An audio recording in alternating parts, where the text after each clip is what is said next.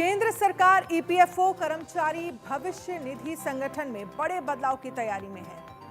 सूत्रों के अनुसार ईपीएफओ 3.0 के मसौदे के अनुसार कर्मचारियों को अब एटीएम से सीधे पीएफ फंड निकालने की सुविधा देने का विचार चल रहा है। माना जा रहा है कि अगले साल जून में यह सुविधा शुरू हो सकती है, लेकिन इसके जरिए एक निश्चित रकम ही निकाली जा सकेगी। इससे यह होगा कि कर्मचारी इमरजेंसी के लिए पैसे तो निकाल सकेंगे, लेकिन रिटायरमेंट के बाद भी पर्याप्त राशि अकाउंट में सुनिश्चित रहेगी। वहीं ईपीएफ में कर्मचारियों की ओर से मौजूदा 12% के अंशदान यानी कंट्रीब्यूशन को भी बढ़ाने पर विचार चल रहा है।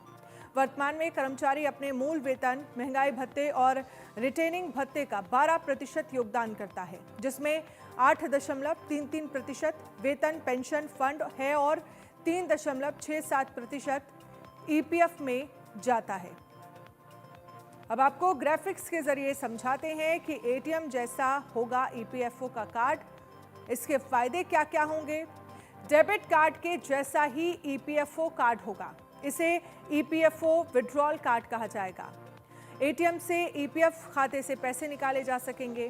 पीएफ निकासी की प्रक्रिया को आसान करना मकसद।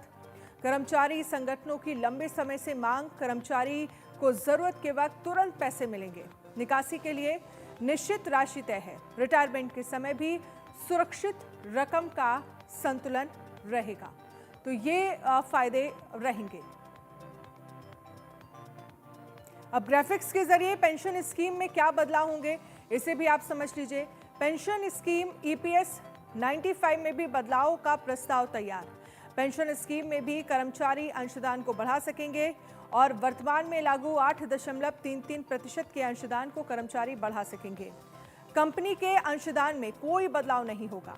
कर्मचारी को अंशदान और पेंशन फंड में राशि बढ़ाने की सुविधा मिलेगी। जागरूकता के लिए पोर्टल को और इंटरैक्टिव बनाया जाएगा। ग्राफिक्स के जरिए ईपीएफओ में बदलाव के चरणों को जरा समझ लीजिए। ईपीएफओ 1.0 खातों का रख रखाव मैनुअल तरीके से होता था। आवेदन और निकासी कागजी प्रक्रिया में होती थी। उसके बाद ईपीएफओ 2.0 को जरा समझिए। ईपीएफओ डिजिटल हुआ। ऑनलाइन पोर्टल सुविधा, कर्मचारियों को यूनिवर्सल अकाउंट नंबर यूएन मिला। ईपीएफओ 3.0 एटीएम जैसे कार्ड जैसे निकाल पाएंगे पीएफ के पैसे।